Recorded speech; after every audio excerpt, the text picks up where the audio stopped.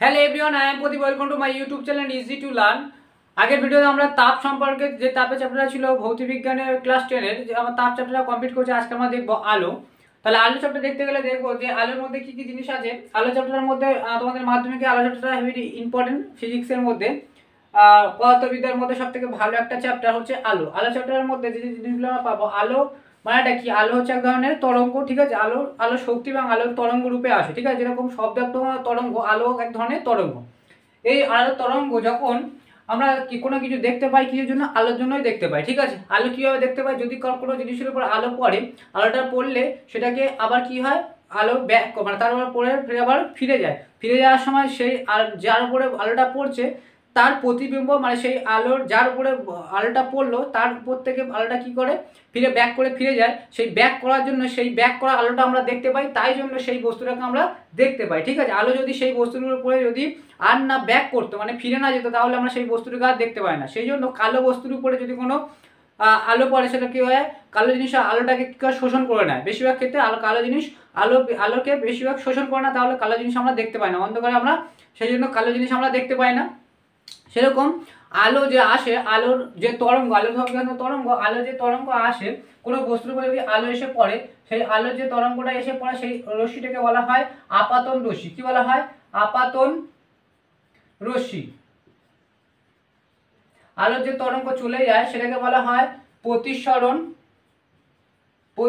রশ্মি।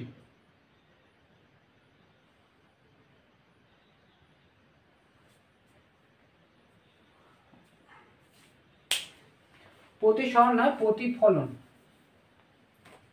প্রতিফলন রশ্মি, প্রতিফলন রশ্মি। আবার আলো অনেক সময় কোনো মাধ্যমের মধ্যে প্রবেশ করতে পারে, তাকে বলা হয় প্রতিসিত রশ্মি। তাহলে আলো যে রশ্মিটা আসে, যে রশ্মিটা আসে এসে কোনো বস্তুর উপর পড়ে, সেটাকে বলা হয় আপাতন রশ্মি। সেই আলোর রশ্মি বেশিরভাগটাই কি হয়, প্রতিফলন হয়ে থাকে। তাকে বলা হয় প্রতিফলন রশ্মি। আর কিছু ক্ষেত্রে সেই আলোটা অন্য মাধ্যমের মধ্যে প্রবেশ করে, যেরকম জলের উপর পড়লে জল ভেদ করে জলের মধ্যে ঢোকে, সেরকম কাঁচ ভেদ করে যায়। সেরকম বায়ুর মাধ্যমে আসে, মানে বায়ুকে ভেদ করে আসে। তাহলে শূন্য মাধ্যমে আলো যেতে পারে। সেরকম ভাবে তাহলে আলো কোনো মাধ্যমে প্রবেশ করা, সেই রশ্মিকে বলা হয় প্রতিসরণ রশ্মি। তিনটে রশ্মিকে মনে রাখতে হবে, ঠিক আছে। এই রশ্মি, এই আপাতন রশ্মিকে আবার তিন ভাগে ভাগ করা যায়। একটা হচ্ছে সমান্তরাল রশ্মি, এবার আর একটা সমান্তরাল রশ্মি, আর একটা হচ্ছে অভিসারী এবং অপসারী, ঠিক আছে। অভিসারী অপসারী, এই রশ্মিটা তোমরা বুঝতে পারছো, আপাতন রশ্মি, প্রতিফলন রশ্মি এবং প্রতিসরণ রশ্মি। এবার এই আপাতন রশ্মি, এই মাঝখান থেকে যদি একটা অঙ্কিত, যেখানে আপাতন রশ্মি আর প্রতিফলন রশ্মি বিন্দু হয়েছে, যেখানে আপাতন বিন্দু, এটাকে আপাতন বিন্দু বলা হয়, যেন এই আপাতন বিন্দু ও বললাম। এই বিন্দুকে মাঝখান থেকে যদি অঙ্কিত একটা অবিলম্ব, মানে একটা লম্ব যদি টানা হয়, সবসময় আপাতন কোণ, মানে এই কোণটা, ঠিক আছে, এই কোণটা, যারা এই কোণটা না, আপাতন অঙ্কিত অবিলম্বের সঙ্গে আপাতন রশ্মি যে কোণ উৎপন্ন করে, তাকে কি বলা হয়? আপাতন কোণ। তাহলে এই কোণকে আপাতন কোণ বলে। সেরকম ভাবে প্রতিফলন রশ্মি অঙ্কিত অবিলম্বন, মানে কল্পিত অবিলম্বের উপরে যে কোণ উৎপন্ন করে, সেটাকে বলা হয় প্রতিফলন কোণ। প্রতিফলন কোণ বলা হয়, এটাকে বলা হয় আপাতন কোণ। বলা হয়, ঠিক আছে। এই কোণের মান সবসময় কি হয়? সমান হয়। আপাতন কোণ আর প্রতিফলন কোণের মান সমান, এর মান আর এর মান সমান হয়, ঠিক আছে। আর এই প্রতিসরণ কোণ ফিরে আবার যখন এক মাধ্যম থেকে অন্য মাধ্যমে যায়, সেটা আবার কি হয়, দিক পরিবর্তন করে, সেটা আমরা দেখবো। এরপরে আমরা দেখবো প্রতিসরণের সূত্র দেখবো, ঠিক আছে। তাহলে আজকে আমরা দেখবো যে এই যে রশ্মিটা আসছে, এই আপাতন রশ্মি বা প্রতিফলন রশ্মি কয় প্রকার হয়ে থাকে? তিন প্রকার হয়ে থাকে। আপাতন রশ্মি, এই যে প্রতিফলন হচ্ছে, প্রতিফলন আবার দুই প্রকার, একটা হচ্ছে সমান্তরাল প্রতিফলন, একটা হচ্ছে বিক্ষিপ্ত প্রতিফলন। আমরা যা কিছু দেখতে পাই বিক্ষিপ্ত প্রতিফলনের জন্যই দেখতে পাই। তাহলে এই যে আপাতন রশ্মি, এই যে পড়ছে, এই রশ্মি তিন প্রকার হয়। একটা হচ্ছে সমান্তরাল, একটা হচ্ছে সমান্তরাল রশ্মি। আপাতন রশ্মির এটা হচ্ছে আপাতন রশ্মি, এটা হচ্ছে সমান্তরাল রশ্মি, আলোক রশ্মি। আলোক রশ্মিতে তিন ভাগ করছে, সমান্তরাল যদি স্টেট আসে, যদি আসে, সেটাকে বলছে সমান্তরাল। আর একটা বলছে অপসারী,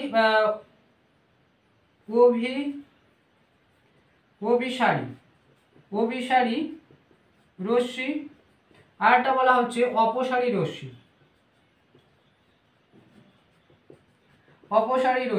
তাহলে এই জিনিসগুলোকে একটা করে ছবি আঁকলে বুঝতে পারবে সমান্তরাল রশ্মি, অভিসারী রশ্মি, এবং এটাকে তোমরা এঁকে নাও যে আপতন রশ্মি, প্রতিফলন রশ্মি এবং প্রতিসরণ রশ্মি। আপতন কোণ প্রতিফলন কোণ সবসময় কি হয় সমান হয়। আমি বললাম যে আপতন কোণ যদি এটাকে আমি আই ধরলাম, এটাকে যদি আমি আর ধরি তাহলে আই সমান সমান কি হয় আর হয়। ঠিক আছে, এটাকে লিখে নাও। ঠিক আছে, এবার আমরা দেখব সমান্তরাল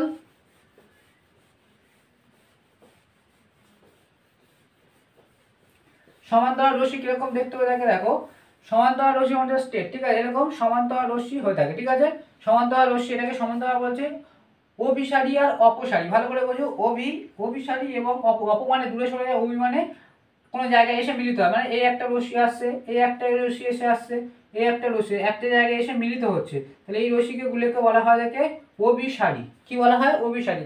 এক জায়গায় এসে মিলিত হওয়াকে বলা হয় অভিসারী বিন্দু, মানে এক জায়গায় হচ্ছে। আর অপসারী মানে এক বিন্দু থেকে অন্যদিকে ছড়িয়ে যেতে উল্টোটা হয়ে থাকে। ঠিক আছে, এর উল্টোটা হয়ে থাকে, তাহলে এরা কিন্তু একটা বিন্দু থেকে অন্য জায়গায় চলে, মানে অন্যদিকে সাইড, মানে এরা সব আলাদা আলাদা দিকে চলে যায়। এটাকে বলা হচ্ছে, এটাকে বলছে অপসারী, এটাকে হচ্ছে বলা হচ্ছে অভিসারী, এটাকে বলছে অপসারী, এটাকে হচ্ছে সমান্তরাল। ঠিক আছে, বুঝতে পেরেছো? রশ্মি তিন প্রকার, মানে আলোক রশ্মি তিন প্রকারে ভাগ করা হচ্ছে, সমান্তরাল রশ্মি, অভিসারী রশ্মি আর অপসারী রশ্মি। ঠিক আছে, এবার আমরা যে আমাদের যে চ্যাপ্টার আছে যে উত্তল দর্পণ, উত্তল দর্পণ এবং অবতল দর্পণ, সমান্তরাল দর্পণ। কয় প্রকার দর্পণ হচ্ছে? তিন প্রকার দর্পণ। কি হবে? তিন প্রকার হয়। একটা হচ্ছে সমতল দর্পণ, একটা হচ্ছে উত্তল দর্পণ, আরটা হচ্ছে অবতল দর্পণ। দর্পণকে তিন ভাগে ভাগ করা হয়। সমতল দর্পণ যে দর্পণ আমরা ইউজ করে থাকি। ঠিক আছে, যে দর্পণ আমরা ব্যবহার করে থাকি সেটা হচ্ছে সমতল দর্পণ। উত্তল দর্পণ আর অবতল দর্পণ মেন ফাংশন, মেন হচ্ছে উত্তল দর্পণটা, মেন জিনিসটা আমাদের নিয়ে আলোচনা করতে হবে। ঠিক আছে, তাহলে উত্তল দর্পণ এবং অবতল দর্পণে যেসব জিনিসগুলো হয় সেগুলো আমরা দেখবো। মেন যে জিনিসগুলো আমরা পাবো এই যে দর্পণের ক্ষেত্রে কি কি জিনিস পাবো, এটা হচ্ছে মেরু পাবো, মেরু জিনিস মনে রাখতে হবে। দুই হচ্ছে দর্পণের ক্ষেত্রে কি কি জিনিস আমাদের আইডেন্টিফাই করতে হবে। মেরুকে ইংলিশে কি বলা হয়? পোল বলা হয়। সেই পোলকে আমি এখানে পি দিয়ে ইন্ডিকেট, মেরুকে পি দিয়ে ইন্ডিকেট করবো, এটাকে মনে রাখো। ঠিক আছে, আরটা হচ্ছে ফোকাস বিন্দু। ঠিক আছে, ফোকাস বিন্দু, এটাকে কি দিয়ে ইন্ডিকেট করা হয়? এফ দিয়ে। ঠিক আছে, এটাকে স্মল এফ দিয়ে ইন্ডিকেট করা হয়ে থাকে। ঠিক আছে, আর আরেকটা হয়ে থাকে সেটা হচ্ছে বক্রতা কেন্দ্র। বক্রতা কেন্দ্র ইংলিশে সেটাকে বক্রতা কেন্দ্র, মানে কোনো গোলীয় জিনিসের কেন্দ্র সেন্টার বলা হয়, তাহলে এটাকে সি দিয়ে ইন্ডিকেট করা হয়ে থাকে। সি দিয়ে ইন্ডিকেট, এই জিনিসগুলো মনে রাখবে, ফোকাস বিন্দু, মেরু এবং বক্রতা কেন্দ্র। আরেকটা হচ্ছে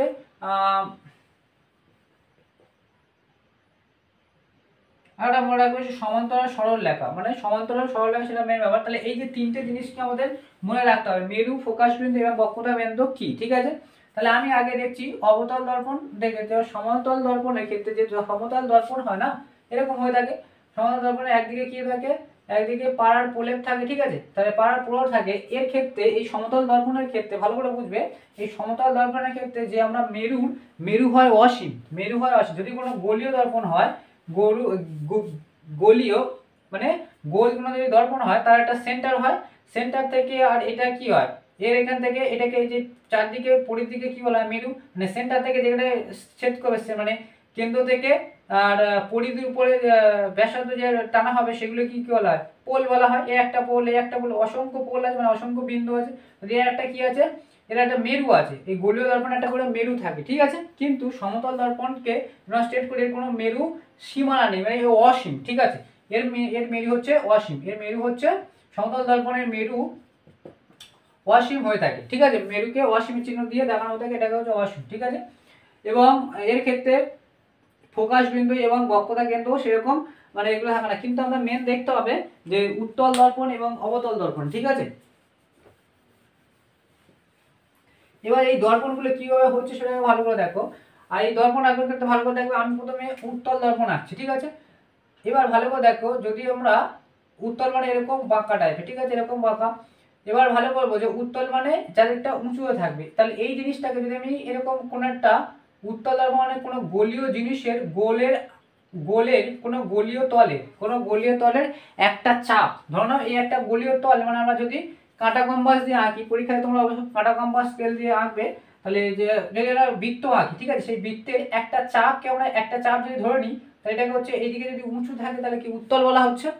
তাহলে এই তল ভালো করে বোঝো, এই যে দর্পণটা হচ্ছে তাহলে এটা একটা কোনো গলীয় তলের একটা অংশ, গলীয় তলের অংশ। গলীয় তল মানে তার একটা কি থাকে, সেন্টার থাকে, যেটাকে কি বলা হয় বাংলাতে বলা হয় বক্রতা কেন্দ্র, সেটাকে ইংলিশে কি বলা হয়, সেন্টার। তাহলে এখানে সি দিয়ে, যেটাকে আমরা বললাম সি দিয়ে ইন্ডিকেট করা হয়। আর সবসময় মনে রাখবে দর্পণের বাঁ দিক থেকে আমরা কোনো জিনিসের দর্পণ আমরা ইউজ করবো সবসময় বাঁ দিক থেকে, আলোর যে রশ্মিগুলো আসবে সব বাঁ দিক থেকে, যদি কোনো বস্তু থাকে সেটাও বাঁ দিক থেকে, তার উপর থেকে যে আপতন হবে রশ্মি সবসময় বাঁ দিকে বস্তুটা আসবে, এবার ডান দিকে দর্পণটাকে, তাহলে জিনিসটা সুবিধা হবে এবং এইভাবেই করা উচিত, ঠিক আছে। তাহলে যদি এখানে এটা হয় উত্তল, তাহলে অ্যাকচুয়ালি দর্পণ হচ্ছে, তার দর্পণের কি থাকবে, এই সাইডটা কি থাকবে, পেন্ট করা থাকবে, মানে তোমার হচ্ছে পাড়ার প্রলেপ থাকবে, তবে তো দর্পণ, তাহলে তো আলো তো ভেদ করতে পারবে না, না।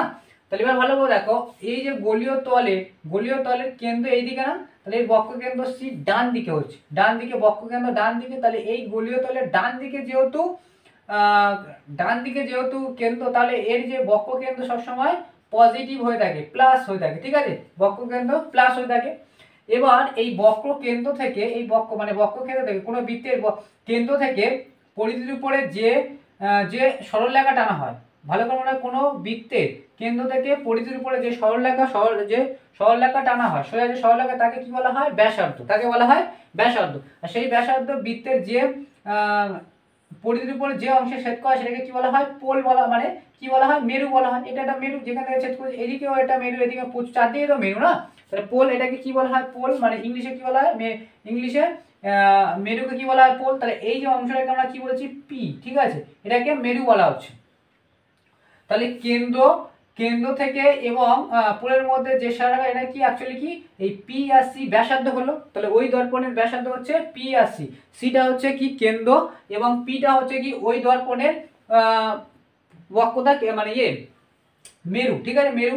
এটাকে এই যে দর্পণের মিডিল অংশ, এটাকে সমান্তরাল সরল রেখা, ঠিক আছে, এটা হচ্ছে সমান্তরাল সরল রেখা। তাহলে এটা ওই দর্পণের মাঝখান দিকে যেটা হচ্ছে সমান্তরাল সরল রেখা, যদি আমরা এটাকে এবার টানি, ঠিক আছে, এটা হচ্ছে মাঝখানের অংশ, দর্পণের মাঝখানের সমান্তরাল সরল রেখা, ঠিক আছে, এটা সমান্তরাল মাঝখানের সরল রেখা, ঠিক আছে, যেটা পি এবং মেরুর সাথে যুক্ত করে এবং আরো বর্ধিত করা হয়েছে। এবার ভালো করে দেখো, এই ব্যাসার্ধকে ফিরে আবার যদি সমান দুই ভাগে ভাগ করি, ব্যাসার্ধকে পি আর সি কে যদি সমান দুই ভাগে ভাগ করে একটা বিন্দু পাই, সেই বিন্দুকে কি বলা হয়, ফোকাস বিন্দু। ভালো করে বুঝো, ফোকাস বিন্দু কি, ফোকাস বিন্দু কোনো দর্পণের মেরু এবং বক্রতা কেন্দ্রের যে দৈর্ঘ্য থাকে তার মাঝখানের বিন্দু হচ্ছে কি ফোকাস বিন্দু। কোনো গোলীয় দর্পণে উত্তল হোক আর অবতল হোক, কোনো দর্পণের ক্ষেত্রে যে তার ব্যাস কি আছে, তার কেন্দ্র, বক্রতা কেন্দ্র এবং মেরু থাকে, তার মাঝখানের যে বিন্দুটা পাই সেটা হচ্ছে ফোকাস বিন্দু, এটা হচ্ছে ফোকাস বিন্দু, বুঝতে পারছো, এটা হচ্ছে ফোকাস বিন্দু। তাহলে এগুলো সব ডান দিকে আছে, তাহলে এগুলো সব পজিটিভ। এবার উত্তল দর্পণের ক্ষেত্রে ভালো করে দেখো, উত্তল দর্পণের ক্ষেত্রে যদি আমি গোল তল বৃত্ত আঁকি,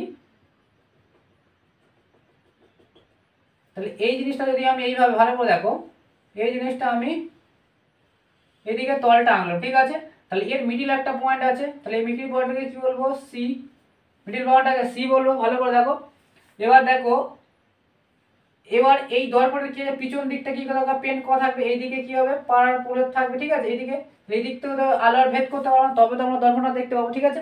তাহলে এবার ভালো লাগে, এই যে দর্পণটা কেন্দ্র কোন দিকে আছে, বাম দিকে, তাহলে কেন্দ্র যদি বাঁ দিকে থাকার জন্য এটা কি হবে, মাইনাস হবে, কেন্দ্র মানে নেগেটিভ হতে হবে, ঠিক আছে, নেগেটিভ। আর এখান থেকে এটা যে ছেদ করবে সেটাকে বলা হচ্ছে পোল পি, এটাকে পি বলা হচ্ছে, আর মাঝখানে হচ্ছে এর মিডিল পয়েন্টটা হচ্ছে কি ফোকাস বিন্দু। এবার ভালো করে দেখো, এই যে দর্পণটা আছে, এর যে বস্তুগুলো, আমি বলছি আলো বা বস্তু সব এই দিক থেকে আসবে না, তাহলে এই দিক থেকে আসছে। এবার ভালো করে দেখো, এই যে বস্তু আসছে এর ক্ষেত্রে এর ডান দিকে ফোকাস বিন্দু, তাহলে এই ফোকাস বিন্দু যেখানে আলো যদি পড়ে তাহলে ব্যাক করে চলে যাবে না, দর্পণের ব্যাক করতে হবে, প্রতিবিম্ব দেখতে পাবো, কিন্তু অ্যাকচুয়ালি কি আলোর মধ্যে যেতে পারে না, কিন্তু এর দিকে যেতে পারে না। আর এর ক্ষেত্রে কি হয়, এই আলো যদি যায় তাহলে এইগুলো তো এই জায়গাগুলো তো পার হয়ে তবে এখানে গিয়ে ছেদ করছে না, তাহলে এই সেন্টার বা ফোকাস বিন্দুর উপর দিয়ে যাচ্ছে, তাহলে এই ফোকাস বিন্দুর দিকে, বুঝতে পেরেছো। তাহলে উত্তল দর্পণ এবং অবতল দর্পণ কিভাবে সৃষ্টি হয়েছে, কিভাবে হলো, এবং তার কেন্দ্র মেরু এবং ফোকাস বিন্দু কি সেটা আমরা বললাম, ঠিক আছে। এবার যে উত্তল দর্পণ বা অবতল দর্পণে, উত্তল দর্পণ বা অবতল দর্পণের ক্ষেত্রে বস্তুর তিনটে জিনিস, যে বস্তুর যে প্রতিবিম্ব তৈরি হবে, ঠিক আছে। প্রতিবিম্ব মানে যে আমরা আয়নায় কি দেখি, আমাদের প্রতিবিম্ব দেখি, ঠিক আছে। সেই প্রতিবিম্ব উত্তল দর্পণ বা অবতল দর্পণে কোথায়, কিভাবে দর্পণের মানে বস্তুর আকার কি হবে, বস্তুর মানে যে দর্পণের যে প্রতিবিম্ব তৈরি হবে তার আকৃতি কিরকম, সেগুলো আমরা দেখবো, ঠিক আছে।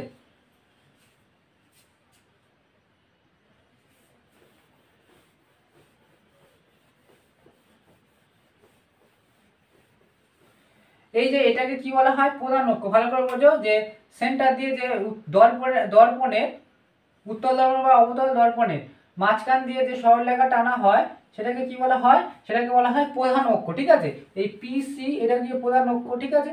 তাহলে এর দিকে যদি আমরা ভালো করে দেখি, এর তো দর্পণের দিকে যদি আমি এটাকে কেন্দ্রে এপারে ধরছি, ভালো করে দেখো এর ডবল, এটা মানে এখান থেকে এটা ডবল, মানে এটাকে C1 ধরছি, এটা সি অ্যাকচুয়ালি তো এর কেন্দ্র, ফোকাস কেন্দ্র বা কেন্দ্র ডান দিকে, কিন্তু আমরা যদি এটাকে তার ডবল এরিয়া ধরে এটা কেন্দ্র হতে পারে, এর মাঝখানে এখানে একটা ফোকাস বিন্দু হতে পারে, ঠিক আছে। এইভাবে দেখবো। এবং উত্তল দর্পণ এবং অবতল দর্পণের ক্ষেত্রে বস্তুর প্রতিবিম্ব কিভাবে হয় সেগুলো আমি দেখবো।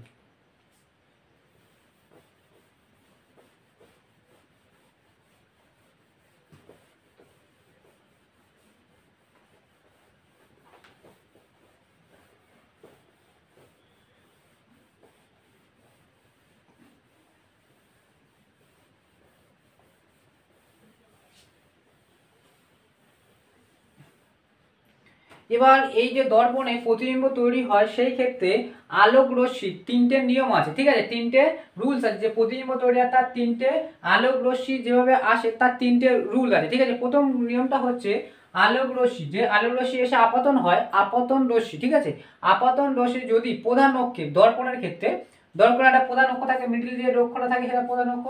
তাহলে আলোক রশ্মি যদি প্রধান অক্ষের সমান্তরাল এসে দর্পণের উপর আপতন হয়, তাহলে প্রতিফলনের ফলে প্রতিফলন হয়, আলো পড়লে তবে প্রতিফলন হয়, তবে জিনিসটা দেখতে পাবো।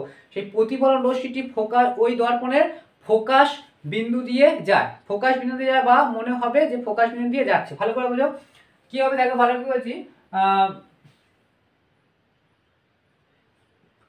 আলোক রশ্মি যদি দর্পণের প্রধান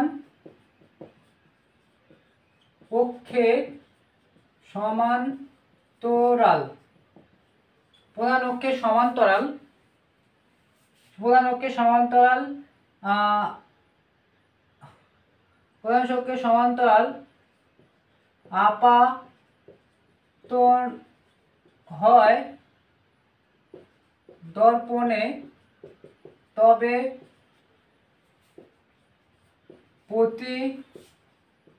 প্রতিফলনের পর তবে প্রতিফলিত রশ্মি, তবে লিখেছি, তবে প্রতিফলিত রশ্মি দর্পণের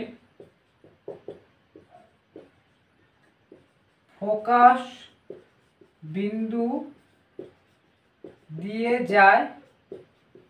এটা কার ক্ষেত্রে হবে, অবতল দর্পণের ক্ষেত্রে, অবতল দর্পণের ক্ষেত্রে, বা ফোকাস বিন্দু দিয়ে যাচ্ছে মনে হয়। এটা কোন দর্পণের ক্ষেত্রে হয়, এটা হচ্ছে উত্তল দর্পণের ক্ষেত্রে, এটা হচ্ছে উত্তল। ভালো করে দেখো কি বলছে, এরকম যদি আমরা দেখছি উত্তল করছে আর একটা অবতল করছি, এটা হচ্ছে প্রথম নিয়ম, ঠিক আছে। আলোর যে প্রতিবিম্ব তৈরি হয়, দর্পণে যে প্রতিবিম্ব তৈরি হয়, আলোক রশ্মি যেভাবে গেলে যে তিনটে নিয়ম আছে, সেটা হচ্ছে প্রথম নিয়ম হচ্ছে এটা। এটা ছবি দেখছি, দেখো ছবিটা কি হচ্ছে, দেখো আমি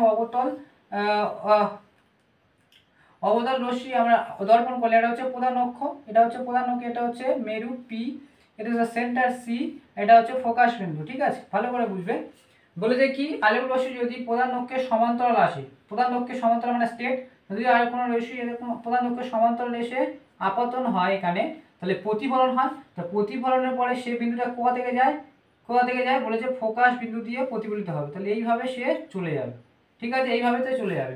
এটা হচ্ছে, আর এটা হচ্ছে উত্তল দর্পণ কেন্দ্র। আর অবতল দর্পণের ক্ষেত্রে কি হবে, এই অবতল দর্পণের ক্ষেত্রে, উত্তল দর্পণের ক্ষেত্রে কি হবে দেখো, এটা হচ্ছে পি, এটা হচ্ছে আর কি ফোকাস বিন্দু, এটা হচ্ছে সেন্টার, ঠিক আছে। তাহলে যদি প্রধান অক্ষের সমান্তরাল যদি কোনো আলো এসে পড়ে, ঠিক আছে, এটা কি হবে, প্রতিফলনটা কি হবে, এই দিকে হবে, আপাতত এইভাবে অ্যাকচুয়ালি প্রতিফলন দিতে হবে। এদিকে তো পেন্ট করা, এদিকে তো যাবে না, এদিকে যাবে। এবার ভালো করে দেখো, বলেছে বা ফোকাস বিন্দু দিয়ে যাচ্ছে মনে হয়, যদি এটা কাল্পনিকভাবে আমরা এদিকে টানি, দেখো এদিকে যদি টানি তাহলে এই বিন্দুটির সাথে এটা চলে যাবে, মানে এটাকে যদি আমি যোগ করি, কিন্তু অ্যাকচুয়ালি কি ও ভেদ করছে, ভেদ করছে না। তাহলে ও অ্যাকচুয়ালি মনে হবে যে এটাকে যদি কাল্পনিকভাবে টানা যায় তাহলে মনে হবে যে ওই এটা হচ্ছে প্রতিফলন রশ্মি, তো প্রতিফলন রশ্মি ফোকাস বিন্দু দিয়েই যাচ্ছে, ঠিক আছে। এটাই হচ্ছে উত্তল দর্পণ, এটা হচ্ছে উত্তল দর্পণ, এটা হচ্ছে অবতল দর্পণ। এটা ছবি দিয়ে এটা এঁকে নাও, ঠিক আছে। এবং দ্বিতীয় যে নিয়মটা আছে,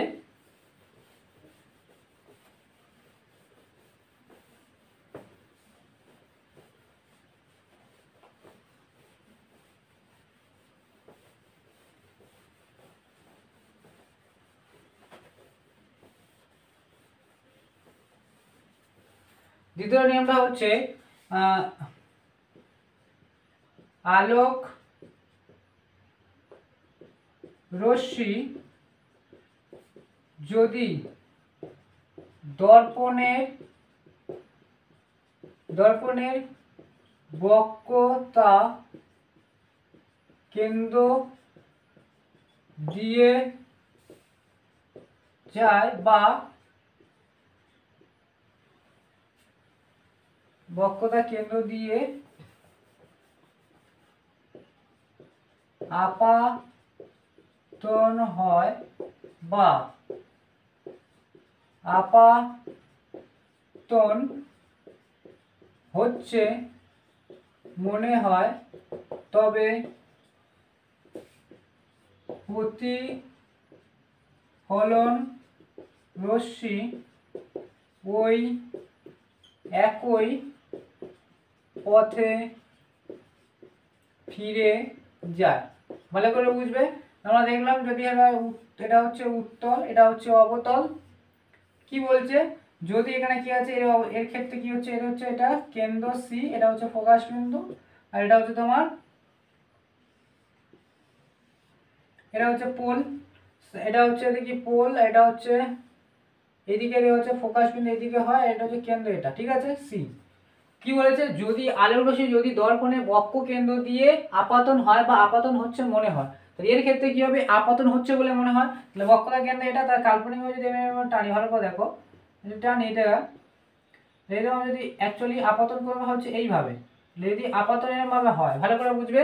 আপাতন যদি এইভাবে হয়, বলছে যেভাবে আপাতন হয় প্রতিফলন রশ্মি ওই একই পথে ফিরে যায়, তাহলে এই পথে যদি হয় ফিরে আবার এই পথে ফিরে যায়। কেন হচ্ছে ভালো করে বুঝো, কেন হচ্ছে, কারণ হচ্ছে এটা হচ্ছে কি কেন্দ্র, তার কেন্দ্র কি হয়ে থাকে, এটা কেন্দ্র, এটা ভালো করে বুঝি, কেন্দ্রটা হচ্ছে কি বৃত্তের কেন্দ্র, তার বৃত্তের কেন্দ্রের সাথে যদি যে কোণ উৎপন্ন করে, তাহলে অ্যাকচুয়ালি এই যে এখানে যে কোণটা উৎপন্ন হয়, এখানে যে কোণটা উৎপন্ন হয় না, এটা হচ্ছে 90 ডিগ্রি, ঠিক আছে। এই যে কোণ উৎপন্ন হয় 90 ডিগ্রি, 90 ডিগ্রি যদি কোনো কিছু পড়ে ফিরে আবার যে পথে আসে সেই পথেই ফিরে যায়। আলোক রশ্মি 90 ডিগ্রিতে যদি আপতন হয় 90 ডিগ্রিতে ফিরে যায়, তাহলে এই জায়গাটায় ফিরে আছে, কারণ হচ্ছে বক্রতার কেন্দ্র হচ্ছে 90 ডিগ্রি, মানে এই যে কোণটা, ঠিক আছে, বৃত্তের কেন্দ্রের সাথে এটা যে এই পথে আছে, এটা হচ্ছে 90 ডিগ্রি অ্যাঙ্গেল, ঠিক আছে, এটা হচ্ছে 90 ডিগ্রি অ্যাঙ্গেল, মানে এখানে যে অ্যাঙ্গেলটা তৈরি হবে সেটা হচ্ছে 90 ডিগ্রি, ঠিক আছে। এই যে অ্যাঙ্গেলটা তৈরি হচ্ছে কি 90 ডিগ্রি এর সাথে কেন্দ্রের সাথে, ঠিক আছে। তা কেন্দ্রের সাথে হলে মেন প্রবলেম হচ্ছে যে পথে আসবে সেই পথে ফিরে, এর ক্ষেত্রে কি হবে, যদি আলোক রশ্মি, তাহলে এটা হচ্ছে বক্র, এখানে যদি আলোক রশ্মি এইভাবে গেল, এইভাবে গেল, এইভাবে গেল, ফিরে আবার এইভাবে ফিরে আসবে। এই দুটো ছবি এঁকে নাও, যে পথে যাবে সেই পথে ফিরে আসবে।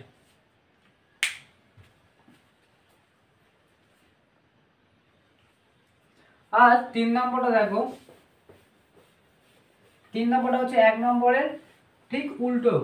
1 নম্বরে কি বলেছে, আলোক রশ্মি যদি প্রধান অক্ষের সমান্তরাল হয় তাহলে ফোকাস বিন্দু দিয়ে যায়, 3 নম্বরে কি বলে, যদি কোনো আলোক রশ্মি ফোকাস বিন্দু দিয়ে আপতন হয় তাহলে সে সমান্তরাল সরলরেখার মধ্যে দিয়ে প্রধান অক্ষের সমান্তরাল ফিরে যায়। ঠিক আছে, যদি তৃতীয় নিয়মটা হচ্ছে, যদি আলোক রশ্মি ফোকাস বিন্দু দিয়ে আপাতন হয় বা হচ্ছে মনে হয়, তবে প্রতিফলন রশ্মি ওই দর্পণের প্রধান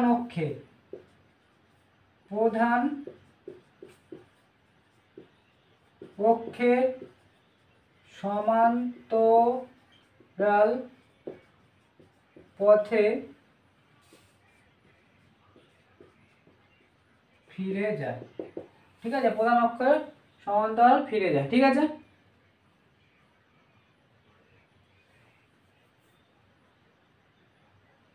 তাহলে কি বলছে, আলোক রশ্মি যদি ফোকাস বিন্দু দিয়ে আপতন হয় বা আপতন হচ্ছে মনে হয়, তাহলে প্রতিফলন রশ্মি ওই দর্পণের প্রধান অক্ষের সমান্তরাল পথে ফিরে যায় বা ফিরে যাচ্ছে মনে হয়। কি বলে, দেখো যদি আমি অবতল দর্পণ করি, তাহলে এটা যদি ফোকাস বিন্দু হয়, এটা যদি সেন্টার হয়, তাহলে আলোক রশ্মি যদি ফোকাস বিন্দু দিয়ে যায় আপতন হয়, মানে এইভাবে আপতন হচ্ছে, যদি এইভাবে আলোক রশ্মি আপতন হয়, তাহলে এই যখন যাবে প্রধান অক্ষের সমান্তরাল, এটা হচ্ছে প্রধান অক্ষ, তার প্রধান অক্ষের সমান্তরাল ফিরে যাবে। উত্তল দর্পণের ক্ষেত্রে কি হবে, এর ফোকাস বিন্দু কোণ দিকে এটা আর এর সেন্টার এটা, তাহলে আলোক রশ্মি যদি ধরে নাও এরকম ভাবে আপতন হচ্ছে মনে হয়, যদি ফোকাস বিন্দু আবার এরকম ভাবে পড়ে, তাহলে এটা কি হবে, সমান্তরাল অক্ষের সমান্তরাল ফিরে যাবে। এইভাবে পড়লে এইভাবে ফিরে যাবে। এই তিনটে নিয়ম তোমাদের মনে রাখতে হবে। ঠিক আছে, তিনটে নিয়ম তোমাদের মনে রাখতে হবে। আরেকটা নিয়ম ধরে নাও, এই তিনটেই জিনিস মনে রাখতে, আরেকটা নিয়ম আছে, সেটা হচ্ছে যদি আলোক রশ্মি কোনো মেরুতে যেভাবে এটা মেরুতে যদি আপতন হয়, আপতন কোণ আর প্রতিফলন কোণের মান সমান হয়, এই কোণ আর এই কোণের মান কি হয়, সমান হয়। আপতন কোণ আর প্রতিফলন কোণের মান কি হয়, সমান হয়। 4 নম্বরে, আপতন কোণ যদি কোনো মেরুতে পড়ে, তাহলে কি আপতন কোণ আর প্রতিফলন কোণের মান কি হয়, সমান হয়। তিনটে মনে রাখলেই চলবে। ঠিক আছে, এবার আমরা অবতল দর্পণে কোথায় কিরকম বস্তু থাকলে তার প্রতিবিম্ব কেন হয় সেটা আমরা দেখব।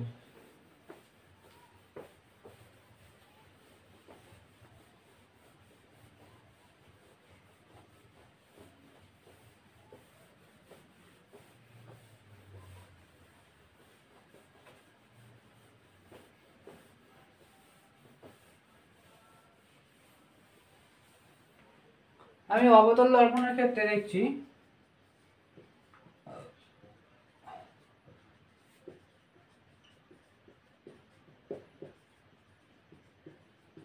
অবতল দর্পণের ক্ষেত্রে বস্তুর প্রতিবিম্ব গঠন। ঠিক আছে, অবতল দর্পণের ক্ষেত্রে প্রতিবিম্ব হয়, সেটা 6 প্রকার হয়ে থাকে। ঠিক আছে, 6 প্রকার প্রতিবিম্ব হয়ে থাকে। 6 প্রকার হয়ে থাকে, যখন বস্তু অসীমে থাকে, যখন বস্তু কেন্দ্র এবং অসীমের মাঝখানে থাকে, যখন বস্তু অসীম এবং ফোকাস বিন্দুর মাঝখানে থাকে, যখন বস্তু ফোকাস বিন্দু থাকে, এবং যখন বস্তু ফোকাস এবং এর মতো থাকে। তাহলে 6 রকম আমরা টার্ম পাই, মানে বস্তু থাকলে কি হয়, যখন বস্তু অসীমে থাকে, এটা একটা। যখন বস্তু অসীম ও বক্রতা কেন্দ্রের মাঝে থাকে, যখন বস্তু বক্রতা কেন্দ্রে থাকে, যখন বস্তু বক্রতা কেন্দ্র ও ফোকাস বিন্দুর মাঝে থাকে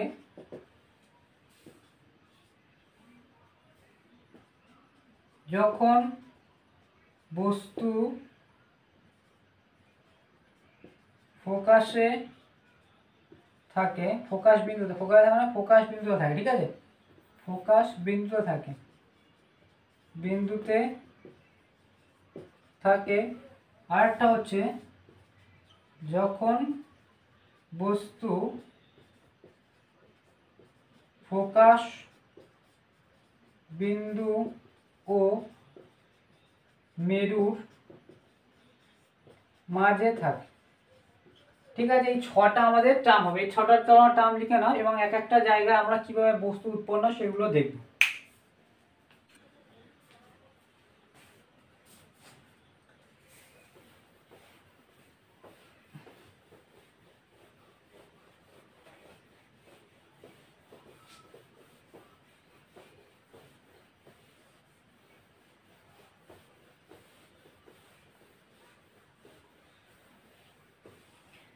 তাহলে প্রথম ক্ষেত্রে কি আছে, যখন বস্তু অসীমে থাকে, ঠিক আছে, যখন বস্তু অসীমে থাকে অবতল দর্পণের ক্ষেত্রে কি হবে, ছবিটা দেখো। অবতল দর্পণের ক্ষেত্রে এটা হচ্ছে অবতল দর্পণ, এটা হচ্ছে প্রধান অক্ষ, ঠিক আছে, এটা হচ্ছে পোল পি, এটা হচ্ছে তার ফোকাস বিন্দু ধরলাম, এটা হচ্ছে কেন্দ্র সেন্টার। তাহলে ফোকাস বিন্দু বাদে যেটা হচ্ছে অসীম, ঠিক আছে, অসীমে যখন থাকে, যখন অসীমে থাকে তখন আলোক রশ্মি অনেক দূর থেকে আসে, সেই জন্য আলোক রশ্মি মানে এই শুধুমাত্র এইটার ক্ষেত্রে, শুধুমাত্র এটার ক্ষেত্রে ব্যতিক্রম হবে যে আমরা তিনটে রুলস পড়লাম না, তার ক্ষেত্রে এটাই ব্যতিক্রম হবে। যদি আলোক রশ্মি ধরো এরকম তীর্যক বেঁকে এসছে, ঠিক আছে, তীর্যক বেঁকে যদি আসে না, স্কেল দিয়ে করবে, আলো কিন্তু এরকম যাবে, আর একটা আলোক রশ্মি এরকম এসছে, এরকম যাবে। তাহলে আলোর প্রতিফলন যে রশ্মিগুলো হয় না, আলোর প্রতিফলন যে রশ্মি, দুটো রশ্মি যেখানে ইন্টারসেক্ট করে, যেখানে এসে মিলিত হয়, তাহলে এটা হচ্ছে এটা মিলিত হয়েছে, এটা হচ্ছে ফোকাস বিন্দু। তাহলে এই দেখো এই ফোকাস বিন্দুতেই কি হবে, প্রতিবিম্ব তৈরি হবে। এটা হচ্ছে প্রতিবিম্ব। এখানে কোনো একটা বস্তু ছিল, সেখান থেকে অসীম দূর থেকে, অনেক দূর থেকে আসছে, ঠিক আছে, অনেক দূর থেকে যে বস্তুর থেকে, সেই বস্তু থেকে আলো আপতন হচ্ছে, আলো এসে দর্পণের উপর পড়ছে, এটা হচ্ছে আপতন রশ্মি, এটা হচ্ছে প্রতিফলন রশ্মি। এই রশ্মিটার ক্ষেত্রে শুধু আমরা কি দেখেছি, যদি সমান্তরাল হয় তাহলে কেন্দ্র দিয়ে যায়, কিন্তু এর ক্ষেত্রে শুধুমাত্র ব্যতিক্রম হবে, ভালো করে দেখবে, যেটা হচ্ছে তীর্যক হয়ে পড়বে দুটো রশ্মি আসার পরে এটা ফোকাস বিন্দু দিয়ে যাবে না, ফোকাস বিন্দু এবং মেরুর আগের ওই অক্ষ দিয়ে যাবে, দুটো বিন্দু, দুটো প্রতিফলন রশ্মি গিয়ে এখানে ইন্টারসেক্ট করবে, আর এখানে কোথায় হবে, ফোকাস বিন্দু এখানে, ফোকাস বিন্দু এখানেই বস্তু উৎপন্ন হবে। তাহলে এখানে যে বস্তুটা কি হবে, প্রতিবিম্বের প্রকৃতি কি হবে, এখানে যে বস্তুটা হবে সেটা কি হবে, এখানে যে বস্তু তৈরি হবে প্রতিবিম্ব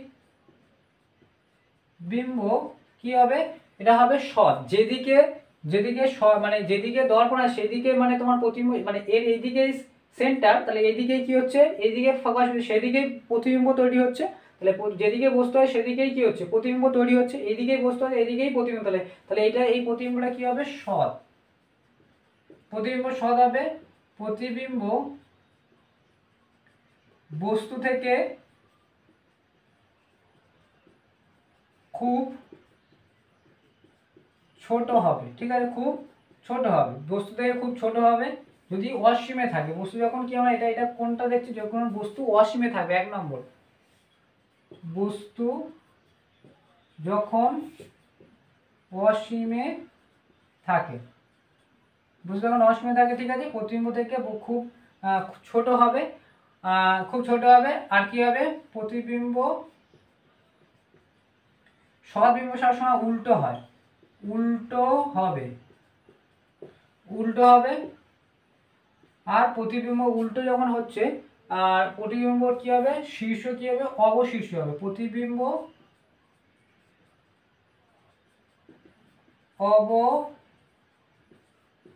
অবশীর্ষক, অবশীর্ষক মানে শীর্ষ মানে কি, যেদিকে মানে আছে, তার উল্টো দিকে হলে কি, উল্টো দিকে হলে সে অবশিষ্ট অবশ্যই হয়। হ্যাঁ, যে মানে উল্টো দিকে মানে শীর্ষটা উল্টো দিকে, শীর্ষ মানে মাথা, এর মাথাটা উল্টো দিকে আছে, তাহলে উল্টো দিকে হলে কি হবে, প্রতিবিম্বটা অবতীর্ণ হবে। তাহলে কত টার্ম পেলাম, প্রতিবিম্ব সৎ হবে। প্রতিবিম্ব সৎ কেন হচ্ছে, যেদিকে বস্তু হয় সেদিকে প্রতিবিম্ব তৈরি হয়েছে, তাহলে সৎ হলো। বস্তু থেকে অবশ্যই ছোট হবে, ফোকাস সব থেকে বস্তু ছোট হচ্ছে। প্রতিবিম্ব উল্টো হবে, আর প্রতিবিম্ব কি হবে, অবশিষ্ট। অবশিষ্ট মানে সে উল্টো দিকে হওয়ার জন্য তার শীর্ষটা নিচের দিকে থাকবে, অবশিষ্ট। আর শীর্ষ হলে কি হবে, যেদিকে হয় সেদিকে হবে। ঠিক আছে, এটাকে তোমরা মনে রাখবে। তাহলে এটা হলো যখন বস্তু অসীমে থাকে। আবার যখন বস্তু অসীম এবং বক্রকেন্দ্রের মাঝখানে থাকে তখন দেখবে, এটা টুকে নাও।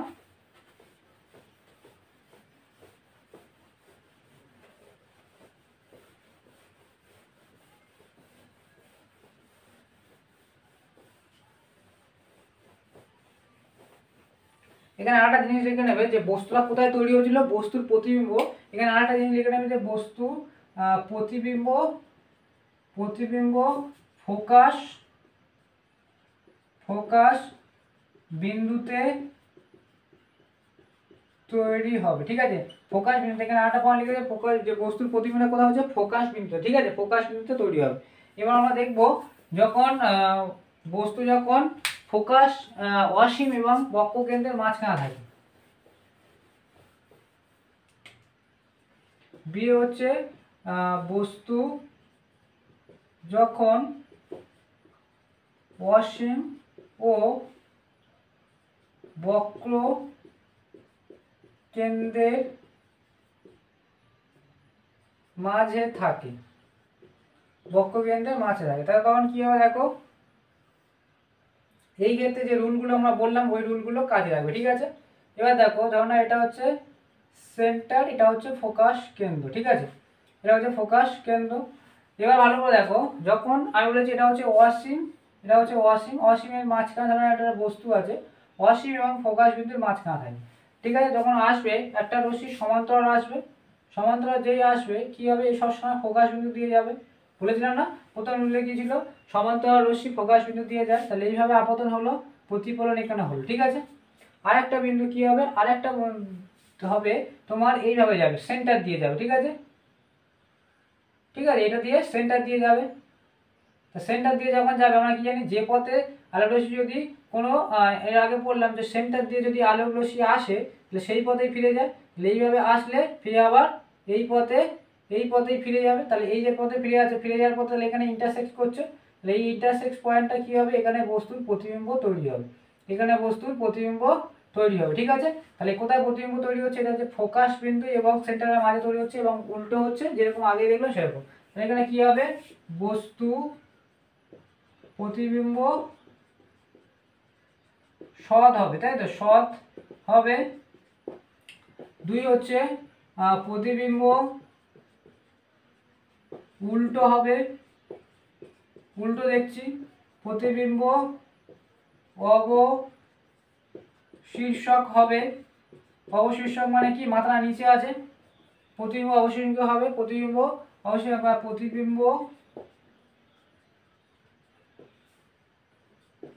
এক প্রতিবিম্ব বস্তুর থেকে ছোট হবে, ছোট হবে, কিন্তু কার থেকে বড় হবে, ফোকাস বিন্দুতে, যে বিন্দুতে যে তৈরি হয়েছে, যা যা তোমার ফোকাস বিন্দুতে যে বস্তু যে যেরকম আয়তন ছিল তার তুলনায় এটা বেশি হবে। কিন্তু যত এদিকে যাবো কি হবে, বস্তুর আয়তন কি হবে, বস্তুর প্রতিবিম্বের আয়তন বৃদ্ধি পাবে। ঠিক আছে, যত এইদিকে আমরা যেতে থাকবো। ঠিক আছে, তাহলে এবার কোথায় তৈরি হবে, প্রতিবিম্ব কোথায় গঠিত হবে, প্রতিবিম্ব ফোকাস বিন্দু ও বক্র কেন্দ্রের মাঝে তৈরি হবে। ঠিক আছে, বক্রকেন্দ্র এবং ফোকাস বিন্দুর মাঝে তৈরি হবে, এখানে বস্তুটা তৈরি হবে। আর কি হবে, এইগুলো তোমার 1 2 3 4 5টা। ঠিক আছে, এটা হলো, এই ছবিগুলো অবশ্যই দেখবে পরীক্ষাতে, তোমরা কি করবে, কাঁটা কম্পাস নিয়ে আঁকবে। এটাকে যে মাপ নিলাম, এই যে কেন্দ্র, এর হাফ কিন্তু এটা হবে, কাঁটা কম্পাস নিয়ে তখন স্কেল দিয়ে, মানে কাঁটা কম্পাসের স্কেলের মাধ্যমে করবে, এই রেখাগুলো আসছে যেন ঠিকঠাক সোজাসুজি যায়। ঠিক আছে, আমি যেরকম আঁকছি বলে সেরকম আঁকবে না, পেন্সিল দিয়ে কম্পাসের সাহায্যে সুন্দর করে আঁকবে। এবারে আমরা 3-এর যে পয়েন্টটা সেটা দেখব।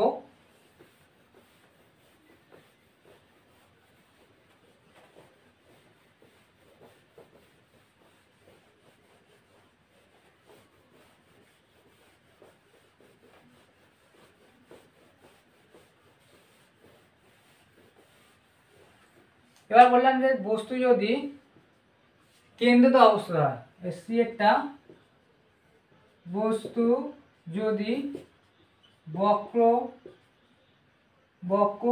কেন্দ্রে অবস্থিত হয়, বক্র কেন্দ্রে যদি অবস্থিত, তাহলে কি হবে দেখো, তাহলে এটা হচ্ছে অবতল, এটা হচ্ছে কেন্দ্র, এটা হচ্ছে ফোকাস, ঠিক আছে, এটা হচ্ছে মেরু। তাহলে এদের যদি এখানে বস্তু থাকে, এখানে কোনো বস্তু যায়, তাহলে কি হবে, এটা হচ্ছে সমান্তরাল যাবে, আর কি হবে, সমান্তরাল রশ্মি কি হবে, ফোকাস দিয়ে যাবে, ঠিক আছে। এবার ভালো করে দেখো, এখান থেকে যেহেতু কেন্দ্রিত অবস্থা, তাহলে এই রশ্মিটা কেন্দ্র দিয়ে যাবে না, তাহলে কিসের মধ্যে দিয়ে যাবে, ফোকাস বিন্দু দিয়ে যাবে। এর ক্ষেত্রে শুধু ফোকাস বিন্দু দিয়ে যাবে, যার পথে এই ছবিটা এইভাবে হবে,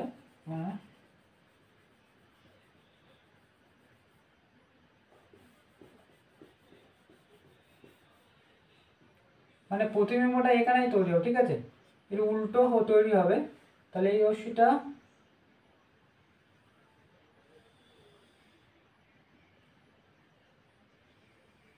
এখানে ছেদ করবে,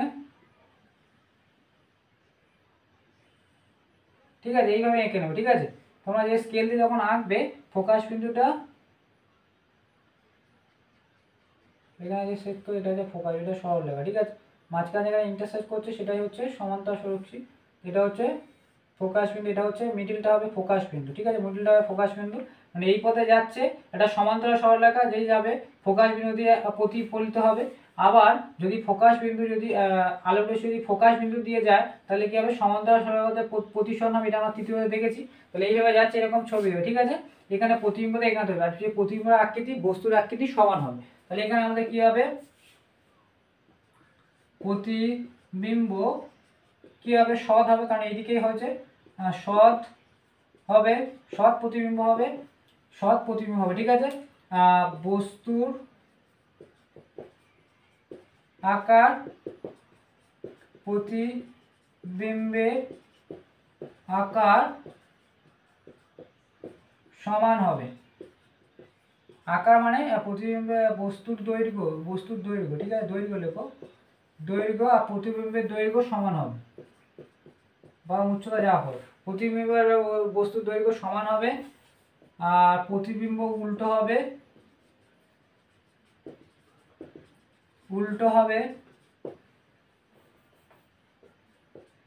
প্রতিবিম্ব অবশীর্ষক হবে, আর কি হবে, প্রতিবিম্ব অবশীর্ষক হবে, আর প্রতিবিম্ব কোয়া তৈরি হবে, প্রতিবিম্ব বক্র কেন্দ্রে তৈরি হবে। তাহলে এই বক্র কেন্দ্রটাই কি হবে, এটা তৈরি হবে, ঠিক আছে। এটা হচ্ছে বস্তু যখন বক্র কেন্দ্রে অবস্থিত হবে, এটাকে টুকু নাও।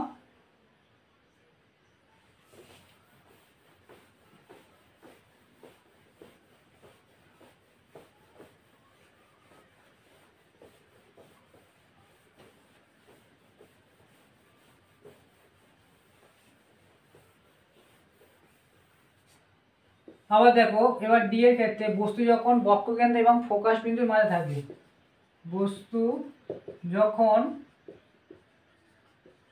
বক্র কেন্দ্র ও ফোকাস বিন্দুর মাঝে থাকে, ঠিক আছে, সেই ক্ষেত্রে বস্তুর প্রতিবিম্ব কিরকম হবে দেখো, এটা হচ্ছে ফোকাস, এটা হচ্ছে সেন্টার, এটা বক্রকেন্দ্র, এটা ফোকাস, এর মাঝে যদি কোনো বস্তু থাকে, ঠিক আছে, এর মাঝে যদি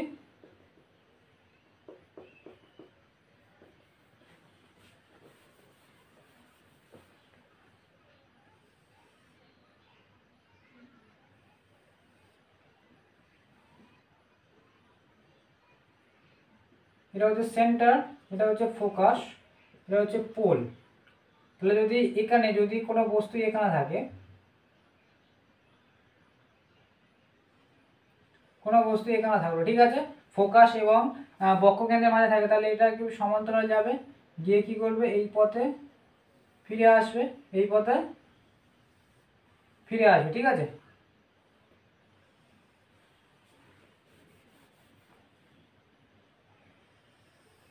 এই পথে ফিরে আসবে, তাহলে এই পথে যাচ্ছে, ফিরে এই পথে ফিরে যাবে। আর একটা রশ্মি কি হবে, সেন্টার দিয়ে যাবে, তাহলে এই রশ্মি একটা সেন্টার দিয়ে যাবে, স্কেল দিয়ে আঁকবে,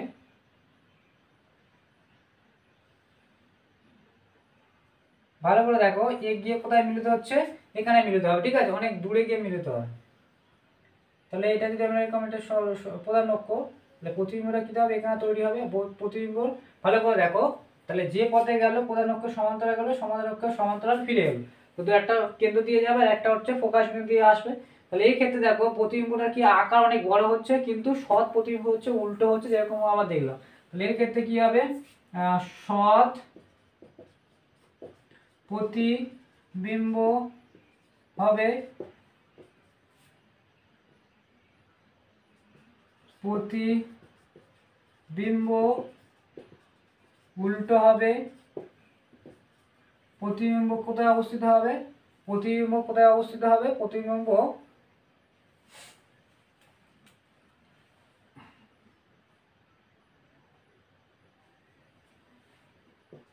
প্রতিবিম্ব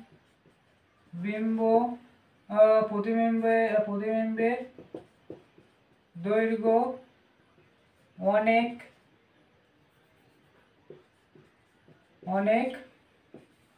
বড় হবে বস্তুর দৈর্ঘ্য থেকে অনেক বড় হবে, ঠিক আছে। প্রতিবিম্ব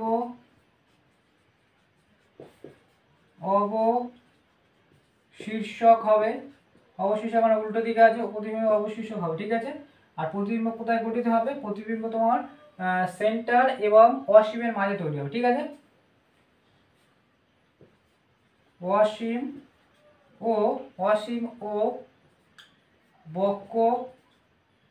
বক্ষকেন্দ্রের মাঝে তৈরি হবে। 1 2 3 4 5টা করে প্রতিটা জিনিসের পয়েন্ট হচ্ছে, ভালো করে দেখবে। তাহলে এখানে কি হচ্ছে, প্রতিবিম্ব, এর ক্ষেত্রে প্রতিবিম্ব মানে বস্তুর তুলনায় প্রতিবিম্ব অনেক বড় হবে, ঠিক আছে, বুঝতে পেরেছো। এবার বস্তু যদি ফোকাস বিন্দু থাকে তখন কি হবে সেটা আমরা দেখব।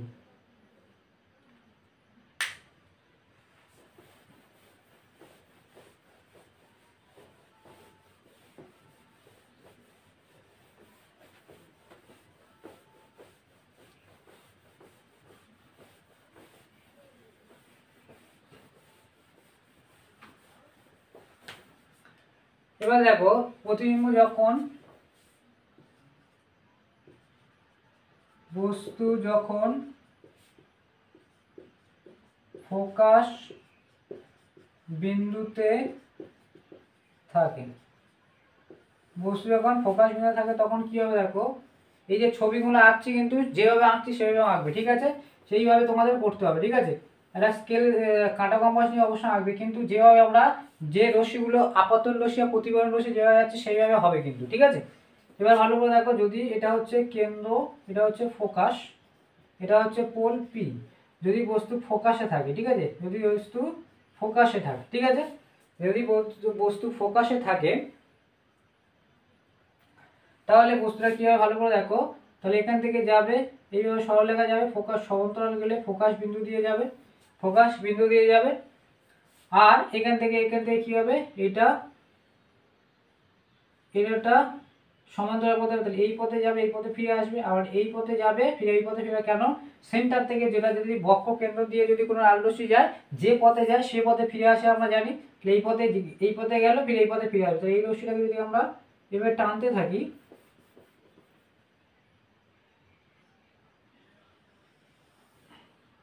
এটাকে যদি আমরা আরো বাড়াতে থাকি,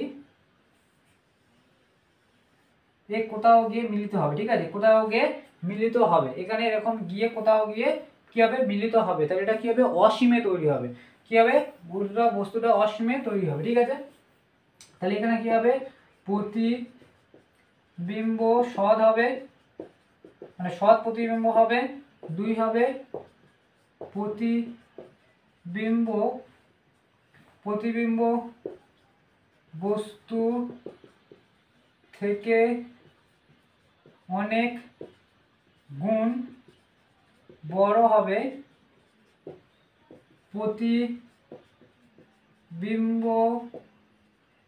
প্রতিবিম্ব অসীমে গঠিত হবে, অসীমে তৈরি হবে। আর কি হবে, প্রতিবিম্ব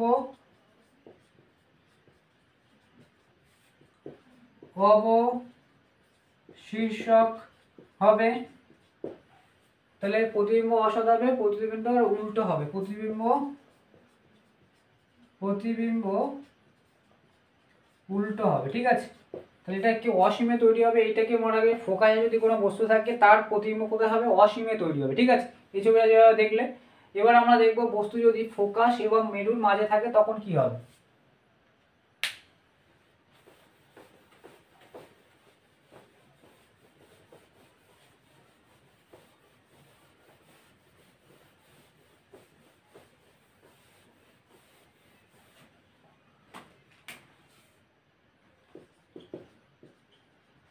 বস্তু যদি ফোকাস ও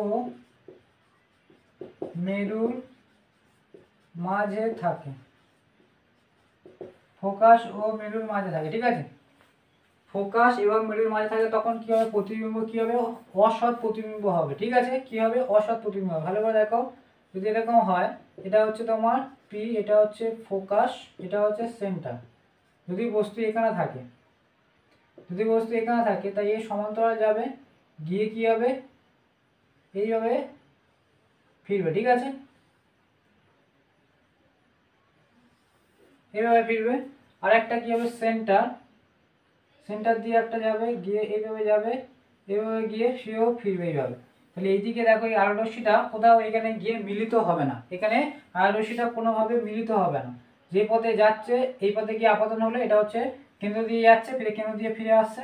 এর ক্ষেত্রে কি এইভাবে গেল এই রশ্মি, আর এইভাবে ফিরে আসছে। ঠিক আছে, এটা গিয়ে মিলিত হবে না। কিন্তু যদি কাল্পনিকভাবে যদি এইদিকে আমরা টানি, তাহলে এইদিকে কি হবে, এই গিয়ে এখানে কোথাও মিলিত হবে।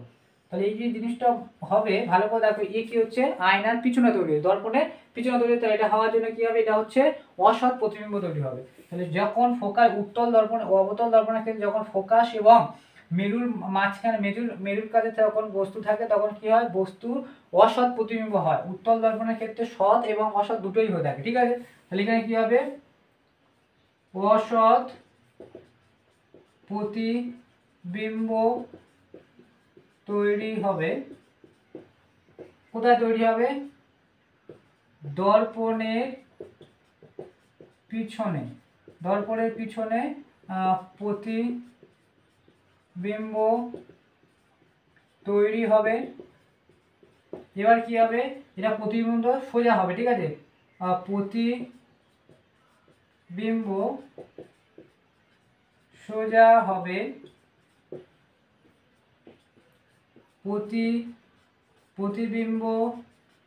প্রতিবিম্ব শীর্ষক হবে। ঠিক আছে, যেদিকে হবে, কেন শীর্ষক কেন হচ্ছে, যেদিকে মাথা এর সেদিকেও মাথা। আর কি হবে, প্রতিবিম্ব বস্তুর থেকে বড় হবে, তাহলে 5টা জিনিস 1 2 3 4 5। ঠিক আছে, এটা বুঝতে পারলে আজকে আমরা শুধুমাত্র মানে এইটুকু তোমার ঠুকে নাও, যেটা আছে আজকে শুধু আমরা অবতল দর্পণ করলে, এরপরে উত্তল দর্পণের ক্ষেত্রে দেখব। উত্তল দর্পণের ক্ষেত্রে এত কিছু আমাদের আসে না, সব একই জিনিস হবে। তারপরে আমরা অন্য যেগুলো আছে সেগুলো আলোচনা করব। তাহলে আমার ভিডিওগুলো যদি ভালো লেগে থাকে অবশ্যই লাইক, শেয়ার এবং সাবস্ক্রাইব করো, এবং দেখার জন্য অবশ্যই সবাইকে থ্যাংক ইউ।